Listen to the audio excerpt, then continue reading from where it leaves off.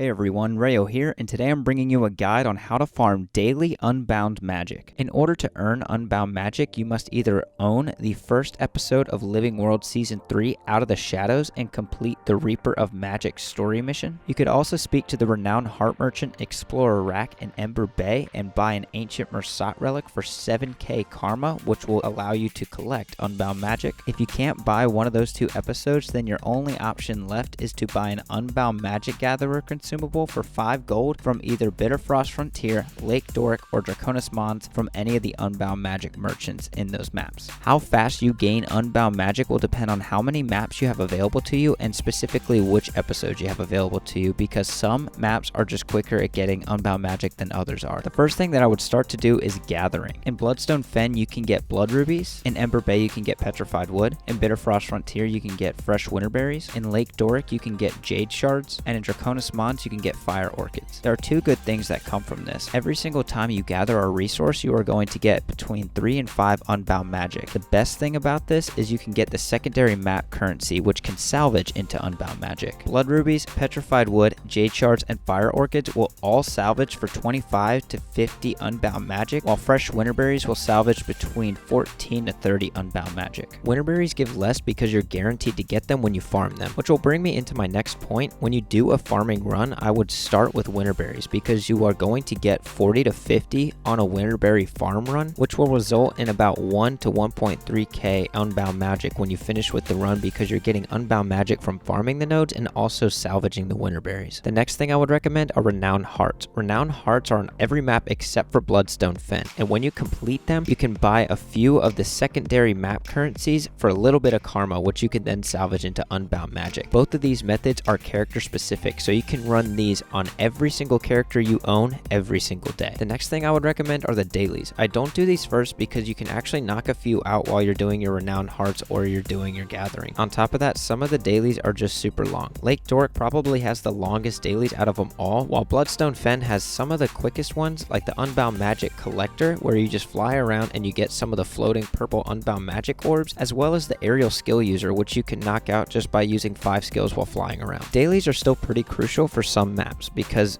dailies will give you experience, karma, 25 Unbound Magic, and a guaranteed secondary map currency. In Bloodstone Fen, the secondary map currency Blood Rubies are super hard to come across, so if you're going for the Ascended gear in that map, you may want to hold on to these. Otherwise, if you're not going for anything specific to that map, you can just salvage this for extra Unbound Magic. Events would probably be the last thing on my list unless they're a daily requirement, like the Rift Closer in Bloodstone Fen, or doing the Destroyer boss or the Sloth boss or the Worm boss in Ember Bay. The reason why is that these events and bosses just take a long time to do. If you're going for the secondary map resource like Blood Rubies or Petrified Wood, then by all means do these bosses that drop these items, because this is one of the main ways to get them, but Unbound Magic, not so much. The amount of time it takes to complete a single event is the amount of time that you could spend doing a Winterberry farm getting 1 to 1.3k Unbound Magic versus maybe the 50 you get from killing the monsters and maybe the map bonus reward that you get from completing the event. That's all I have for today, everyone, so if you liked it, please give a thumbs up or let me know what you think in the comment section below. This video was a suggestion, so if you have any suggestions for guides or topics that you want me to cover, please leave them below. I'd love to do them. And as always, if you want to see more content like this, then make sure to subscribe. Once again, I'm Rayo, and I'll see you in my next video.